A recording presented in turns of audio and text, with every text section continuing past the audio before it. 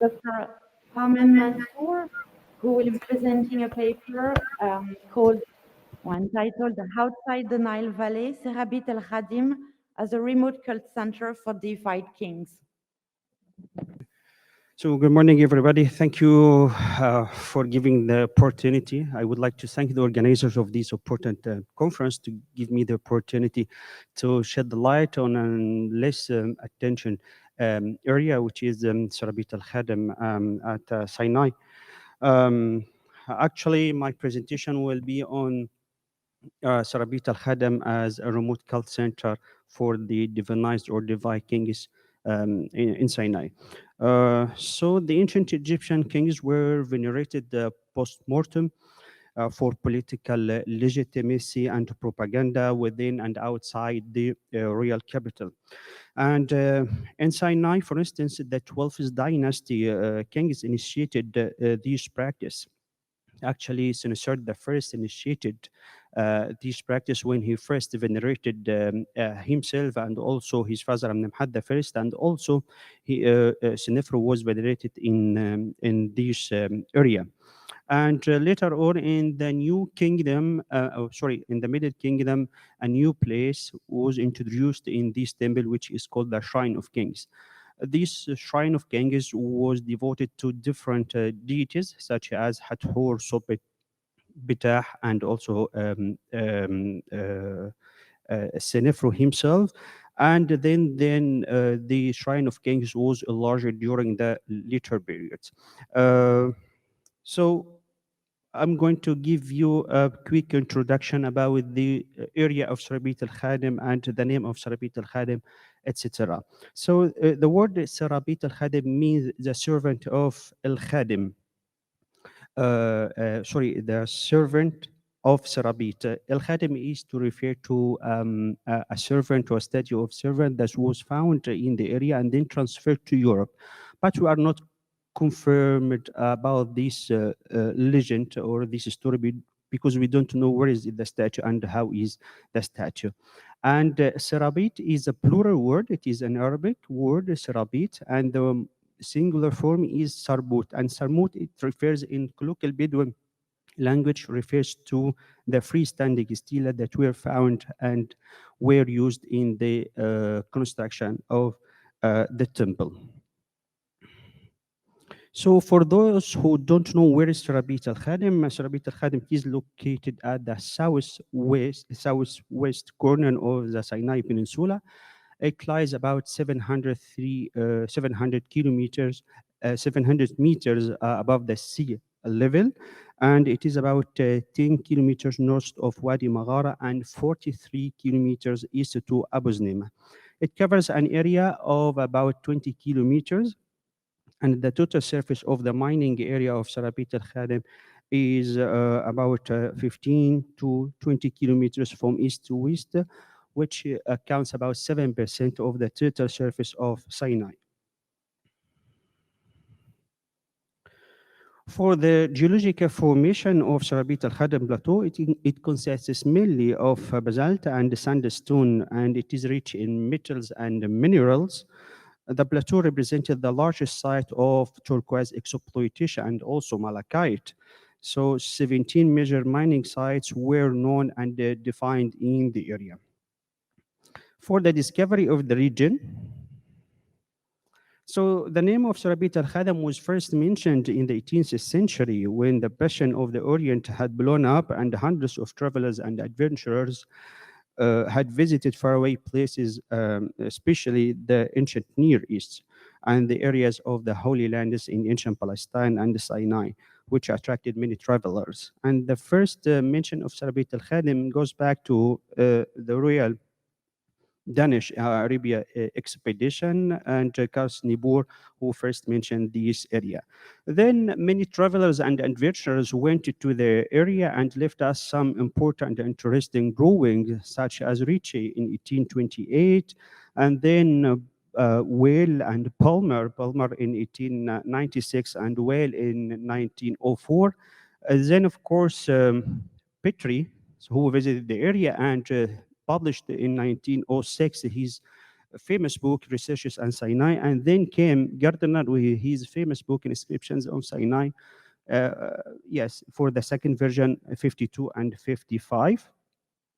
Then the famous work of Dominique Valbel, Le Sanctuaire d'Ator, Maîtresse de la Turquoise, in the 90s. And myself, I studied the turquoise in my thesis, in my master thesis, as I went to the area many times and I studied the turquoise concept and role. Then, of course, Chartier Riomon published many important articles about the area, but the most effective and active role of Pierre Tallet started in 2009 and till now, and he published three important volumes about the zone minière pharaonique du Sud Sinaï 1, 2, and 3, which is the main work now on the area. So quickly about the history of turquoise mines, it started in the Naqada to about in the middle of the fourth millennium. But actually, the main activities started in the Old Kingdom in Wadi Maghara. And you can see the turquoise mines at your left, and it is it is in the form of a tunnel. But actually, I brought you some two specimens of turquoise you can see after the lecture. So I have two specimens. One is good and one is in bad condition because turquoise, when it is exposed to sun and the humidity, it transforms it. Its color, its main color fades, and it transfers from little dark blue to about light green. And also, it is a fragile stone. It is a mineral. It is a metal actually in composition, but actually it is in form as a stone, a piece. So actually, the turquoise, the bed specimen of turquoise, actually it has been destroyed because it is fragile, and you can see it after the lecture. And the one is the correct one and the good one. And actually, these statements are mentioned in the Sinai inscription. The ancient Egyptians were keen to identify the good turquoise and the bad turquoise. So within the advent of the Middle Kingdom, the turquoise mining places were shifted from Wadi Maghara to Serabit al-Khadim. So an intensive and exhaustive activities were practiced in Serabit al-Khadim, and the kings of the Middle Kingdom preferred to go to Serabit al-Khadim. Probably the turquoise mines were not productive enough in Wadi Maghara, so they searched for another area in Serabit al-Khadim. So they searched for the turquoise in another area, and you can see at your left one of the mines of Serabit al-Khadim. And then started the construction of Hathor temple at this place on the plateau of Serabit al-Khadim, and the ancient or the earliest phase of Hathor temple construction dates back to the 12th dynasty. It is a lintel that dates back to the reign of Senusert I, and this king is a good king and very important in the history of Serapit al-Khadi because he started and initiated the temple, and then also he started and initiated the Shrine of Genghis, sorry, the cult of his ancestors in this area. And then the Hathor temple considers a remarkable example of the flexibility of the ancient Egyptian to adapt his original plan to the nature mountain surface. Because the Hathor temple is built on the top of a mountain on an even ground, its length about 70 meters and its width about 37 meters. The temple follows two axes, two different axes. The Middle Kingdom axis, which runs from southeast to northwest, and then the New Kingdom axis, which runs north to west. And when the axe was extended, about 14 additional rooms, so about 14 additional rooms were added to the temple. And according to Dominique Balbel, the temple is divided in two parts. The front part is devoted to the cultic rites, and the back area, which is devoted to store the turquoise as it will be in the protection of the divine chancellor who came with the expedition. So now coming now to the cult of ancestor, the Shrine of Kings. So the Shrine of Kings was mainly built during the time of Amenemhat II from the 12th dynasty. And although there is an inscription that clearly mention that the Shrine of Kings was built during the time of Amenemhat IV, and it is highlighted here. So Amenemhat IV said that I built this hole or this half for my mother or for the god Hathor, lady of Turquoise. But actually, the temple was the Shrine of Kings was is established during the time of Amenemhat II. This is confirmed by many archaeological finds and also by the works of Pierre Tallet, who mentioned that during the last decade of Amenemhat II reign, so there was some preparation for his jubilee rites, and then he established this shrine of kings in order to venerate his ancestors. So the Shrine of Kings consists of a large wall about 3 meters of width, and it is supported by four columns, by a ceiling and four columns, and it has two axes, one from the north and also one from the south. So concerning the release of Shrine of Kings, it is very important because it little bit actually I would like to thank Dr. Yasmin Shazli for displaying the sarcophagus of Tutankhamun because actually the display of the gods seated and also I mean the praise it is a little bit relatively to the same scene that is found here in Serabit al-Khadim as you are going to see. So we have three main inscriptions in 124a which represented the kings in display. The king Senefru and Amenemhat III in the presence of two important gods, Hathor and Ptah in his shrine. So at your right, you are going to see Hathor, Ptah, and also followed by Amenemhat III. And the fourth here, who is not represented in the facsimile, this is Sobed. This one is Sobek. This is Abnamhad the third, Ptah and Hatfi. And this is the Chapel of Gabe. I'm going to give a brief discussion about it. And then Hathor, Ptah, Abnamhad the third, and also Snefo. And again, this is the Chapel of Gabe. So the Chapel of Gabe, actually, it is located, is repeated in the Shrine of Kings, and it first appeared during the Old Kingdom in private funerary tombs. In the Middle Kingdom, it reappeared particularly in various texts in Serabit al-Khada, and we have a graffiti or a short text about to say the it reads Prince of the Chapel, which means the throne of the king. Such title was held by certain high officials who were the king representative. According to Pierre Tallet, the Chapel of Gabe was established in the Shrine of Kings in the year 29 of Amenemhat II on the occasion of his celebration of Seth Festival. The Chapel of Gabe seems to be closely linked to its origin to the performance of Jubilee rites. Actually, when the Shrine of Kings was enlarged during the reign of Amenemhat IV, it was repeated for the second time. So the Chapel of Gabe that we have from the Amenemhat II is already destroyed, but the one of from Amenemhat IV is still in good state. The strategy of the Chapel of Gabe actually it gives us an important formula. So this formula is important and it was mentioned frequently in the inscriptions of Sinai. And it reads the hills lead to that which is in them for the king of Law and Upper Egypt, etc. Living forever, they have given it to him into his charge as that which his brother Atom gives him. Generally, this formula expresses the sentiments and wishes of the expedition members that their search may be successful. And this is relative to the royal sovereignty that was transmitted from God to the king in order to have the permission to search for turquoise in this area. So this formula should be recited before they start searching for Turquoise has to ask for the permission from the god.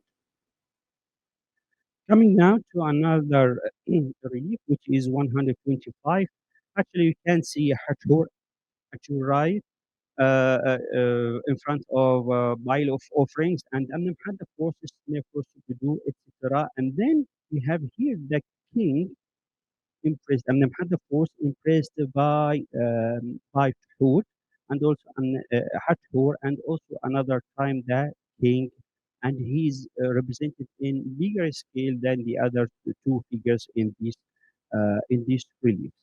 So, in order to contextualize the reliefs of Shrine of the Kings with other reliefs, we have to compare the reliefs of Shrine of Kings with the reliefs of Toad Temple. So, and the Monte the king Muhammad is followed by Hathor and the three angels in front of Amonto. So another example from a graffiti from Regal, we can see also the king Muhammad is represented in a bigger scale than the other figures, and sometimes he is followed by his mother, and his father is in front of him uh, before the god. Coming quickly now to the material culture that we found in Serabit al-Khadim, Shrine of Kings and the temple in order to stress and to confirm the cult of ancestors. So very quickly we have five examples. Mm, uh, So the first one is the British Museum Greyhawk statue, which was devoted to Senefu. According to Gardiner, the writing, the orthography of word Senefu is not from the same epoch of Senefu. It is dated back to the Middle Kingdom. You can find it in the Middle Kingdom. So this statue was devoted to Senefu in a later period. Then I think one of our colleagues displayed this statue yesterday. I think it's been Hamida. So this statue is conserved in Musée Royal, Bibliotheca, and also it was dedicated by Sinister first to his father, Sinefru. Coming now to the famous Gobi statue in the Cairo Museum, I think now it is transferred to the gym because I asked it for the foot and it said it is transferred to gym, and it represents four kings, two from the 11th dynasty and two kings from the 12th dynasty, Mentuhotep the first, Mentuhotep the second, and Amenemhat the first, I think, and Senusert the first. Quickly also, this sandstone statue which was devoted also to Snefu. And according to Wildong, this statue it is not devoted by a king. It is devoted by a lay person who actually commissioned it to Snefu. And then we have a good example from Manchester Museum, and this still represents and represents Senefer also as a god here. And coming now to this formula, which is important. 2 minutes, okay. I'm going to go very carefully. So this formula is, I call it the challenge formula because it is very many leaders coming after Sinefru. There is not one among them who did what I have done. So this is a challenge for the future generation that I have done many good things, and there is no one from the time of Sinefru. So they are venerated Sinefru also in this area. So the cult of Seleucus was transferred from the Nile Valley to Sinai, and actually Seleucus was venerated in the Nile Valley. And when the workmen who arrived and reached the Turquoise mines at this area, they transferred this cult from themselves, from the Nile Valley to this area outside the Nile Valley. And why Seleucus? Because he's the first king that initiated the turquoise mining at this area in the Old Kingdom in Magara and the surroundings area. And Snefru didn't have his own cult, he didn't have his own rituals. So he was cult and he was venerated as in Hitibinusu formula. So, Senusert the first, who established that chamber of ancestors at Karnak, initiated these practice and veneration of kings when he started building the temple of Hathor at Serabit el-Khadim. And there are also uh, other kings that were venerated in Serabit al-Khadim area, such as Montuhotep the first. So Montuhotep the first is equal to Senefru because Snefru is the first king to come to Sinai, not the first, but actually he's the good exemplar that started big projects to mine turquoise in this area and not to started the golden era and the golden epoch of ancient Egypt. So to finally conclude, so the kings of the Middle Kingdoms, namely those of the 12th dynasty, were much interested in revitalizing the magnificent past and the glorious achievements of their ancestors, of whom they threw themselves in the years. Thus, they venerated themselves in different parts of ancient Egypt outside the Nile Valley, notably in Sinai. Thank you very much.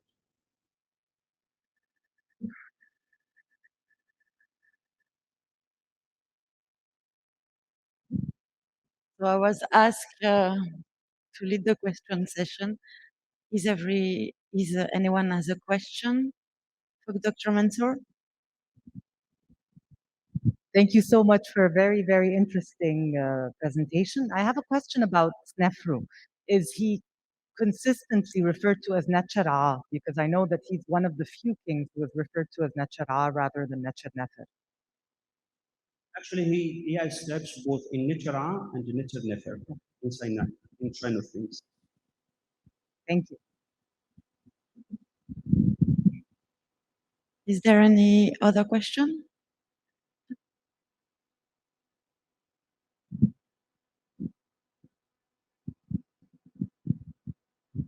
Thank you, Dr. Mansour.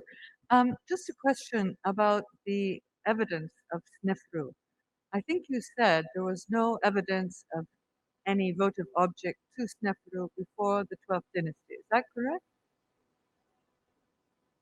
Did you understand the question? Yes, yes, yes. And I do understand there is no reference to Snefru before the 12th dynasty. Before the 12th dynasty, so the Shrine of King Temple Hathor is related to the turquoise mining activities.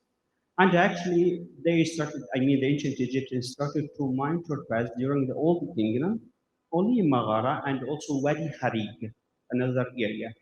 And actually, after the events that happened at the end of the Old Kingdom, the mining expedition stopped. And then we have some examples and have some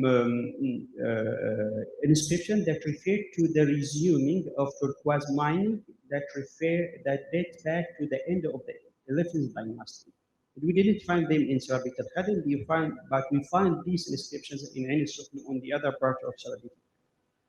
And actually, starting from the 12th dynasty and with confirmation, we can say this is the golden era of turquoise mining and also the golden era to venerate the ancestors. So this is the first mention of at the 12th dynasty.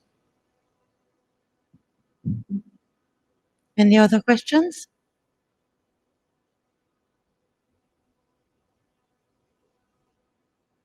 Well, I think this is it for this session. Do we have a break or? Yeah, okay, I don't know. Okay, so thank you very much for this first session and thank you to our speakers. Thank you very much.